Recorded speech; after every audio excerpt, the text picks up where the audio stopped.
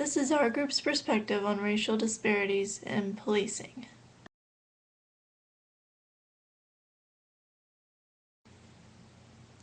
What was the purpose of Paper 1?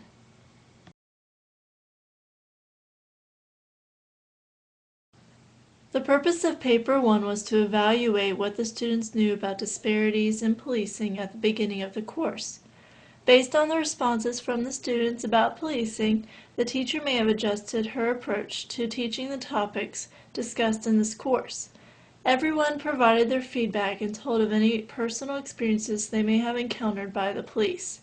Some also provided information in regards to comfort level on the topic and a reflection as to whether we feel it is a current problem or whether it was just a historical problem.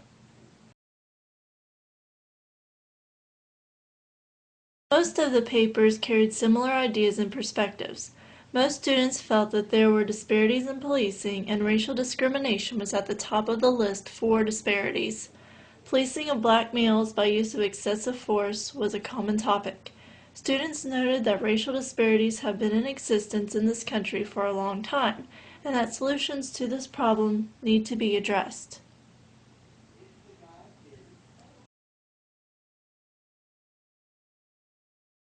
Common perspectives may exist because the students have observed similar occurrences in their communities and the media. Most are very familiar with the recent coverage regarding the deaths of black men due to police actions.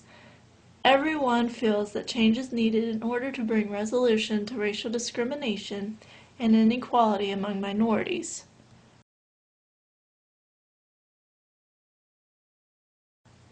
Even though there were many similar perspectives in the group, there are notable differences between the students' papers. Not everyone has personally experienced racial profiling or discrimination. However, one student noted that community may not call the police for help due to mistrust. Another student noted that the police are not to blame for their actions, but the situations they find themselves in are overwhelming and that they think they have no choice but to respond with violence. One student noted that it seems that the police think that anyone else apart from Caucasians are involved in crime. Yet another noted that the public have a pre-existing bias against the police.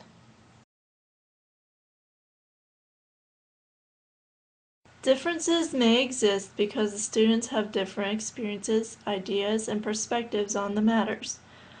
Also, we process information and reason differently from each other. Therefore, differences are bound to occur. The differences may also exist because of biases due to different race and skin color that exist within our group makeup.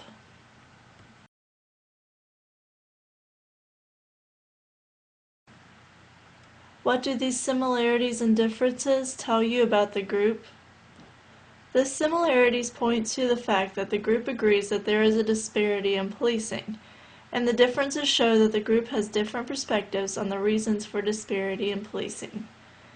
Our group has a combination of ethnic backgrounds, a variety of ages, and we are from all over the country.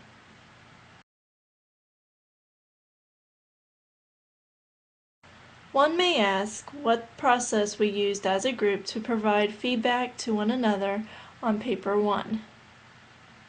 We posted our first paper to the discussion board for our group members to access. Every member read and gave feedback to the other members about their papers.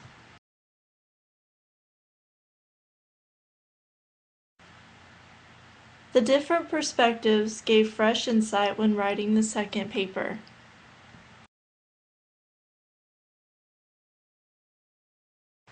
What was the purpose of Paper 2?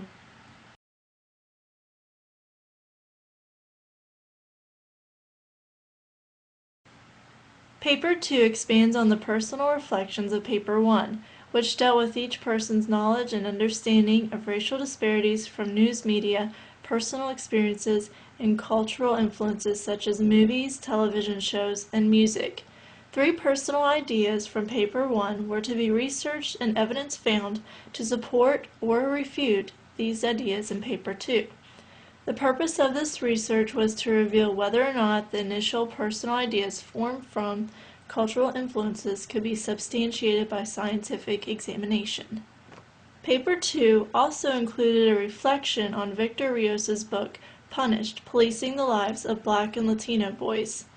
3 specific examples from the book were to be used to illustrate the impact that the book had on each student's thoughts and understanding about racial disparities in policing.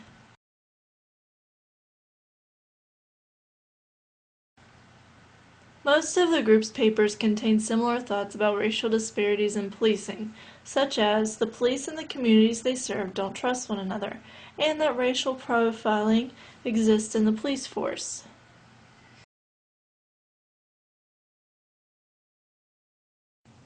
The group agreed that the police and communities don't trust one another.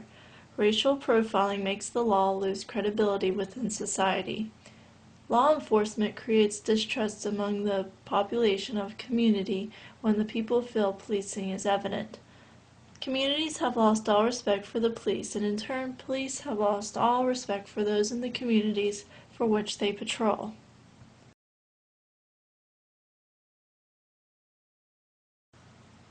The group also agreed that racial profiling exists in the police force. Police tend to target minorities on factors such as the type of car they drive, what race a person is, and how a person presents themselves. There is an over-policing of the black community. Also, police fall short when it comes to protecting disadvantaged communities. Racial disparities are not a new problem in our country. And when bias exists toward a specific group of people, this can hinder a proper investigation.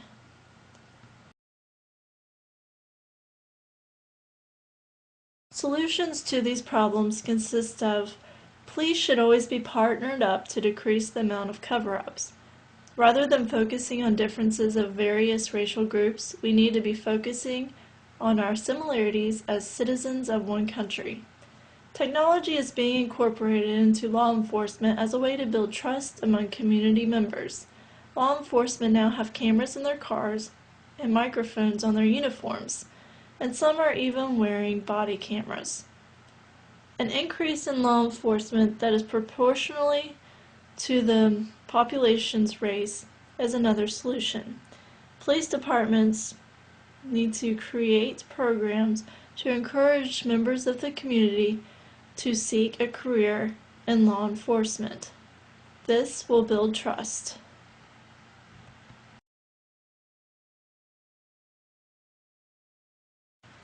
In today's culture, most people are aware of racial discrimination from media, history, or personal experience. There have been several high-profile cases of racial disparities in policing, which could account for the similarities in the group's attitudes about racial discrimination.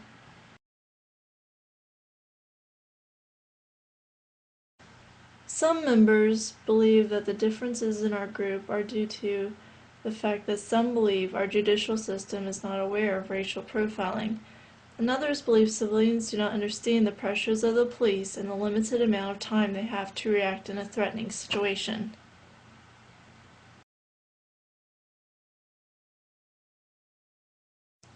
Not everyone in the group comes from the same background, has had the same experiences, the same ethnicity, or the same attitude of racial disparity, which can account for differing views of racial disparities in policing. The differences seen in this small group can be a good indicator of why there are such differing attitudes about racial disparity at the societal level, because each individual views this issue from his own unique perspective.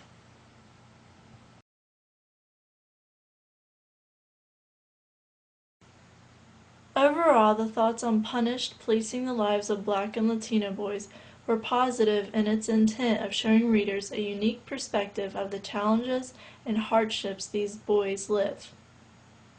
The book portrays a personal account of the inner workings of these communities. The author, Rios, is an informer of the afflictions that befall the Black and Latino boys in the hands of the police. Rios uses an evidence-based approach through 3 years of research. It is evident after reading this book that their lives end before they start. Society needs to recognize that police are not the only ones to blame. Teachers, neighborhood adults, probation officers, and court systems also contribute to the mistreatment, profiling, and harassment toward these young men. The power that these groups hold can be a destructive tool and used to destroy the lives of others. It becomes clear that the system has failed these young people, and society will forever be responsible. The information gathered for this book was done so in a frank and respectful manner. Rios respected both the 40 participants and the law when observing their everyday lives. He personally knows what it is like to live this lifestyle, and at the same time he shows that there is a chance of escaping the stigma and becoming a successful and educated adult, even though the odds are very slim. Black and Latino boys have been stereotyped as criminals and sexual aggressors. They are forced into a life of crime by a system that was established to help, encourage, and protect people, and allow them to grow into self-respecting, law-abiding citizens.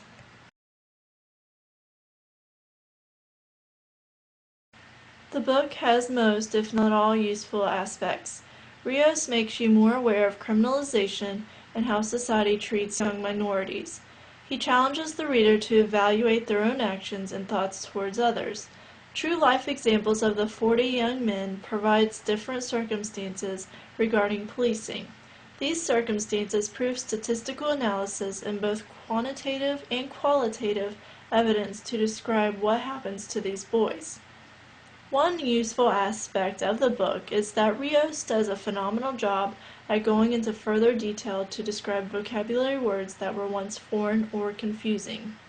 You have a perspective on what something means, and Rios continues to prove that there is much more to it. This book proves that society can twist a simple infraction into a lifetime of crime. One simple ticket for not wearing a helmet while riding a bike turns into a lifetime of crime. The approach that police and authority figures take needs to change. Instead of opening a door of crime, they need to open a door for opportunity.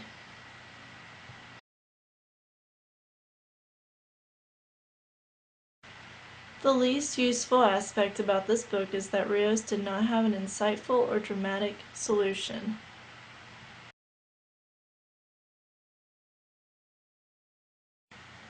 As a group, the most picked concepts for what we learned in the course were causes of health disparities and health disparity solutions.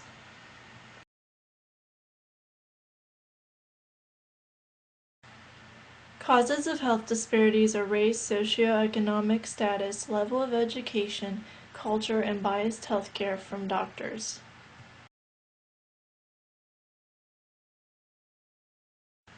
Now knowing what health disparities are, we can now understand why certain races are afflicted by certain diseases, and not because of any fault of their own. It is empowering because now we know that even a doctor, who we could trust with our lives, can be biased and not recommend treatments we need. We can now identify health disparities and realize when they may be occurring, as well as possible solutions to stop or prevent these disparities from happening. We now have a better understanding of different situations in the healthcare field, as well as understanding other people's actions and the reason behind their reactions.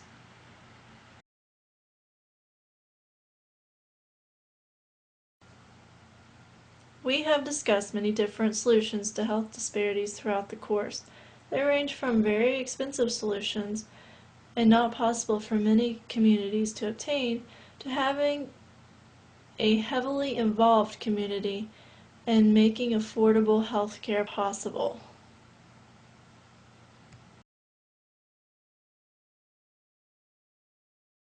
Solutions for health disparities will greatly influence our professional and personal lives.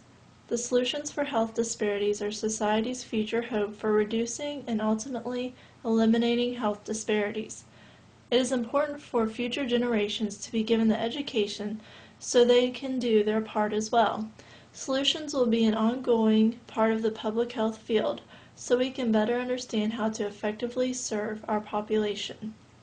We know that health disparity solutions should be considered important and a part of everyone's life. As a society, our mission should be to work together to generate knowledge to reduce racial and social class disparities in healthcare. This needs to be done through research, education, training, and community partnerships. Improving quality care for all individuals is critical, and more attention should be put forth in addressing how we can achieve and solve this problem. We are excited to possibly implement some of the solutions while working with clients and communities in our future professional careers in the healthcare and community wellness fields.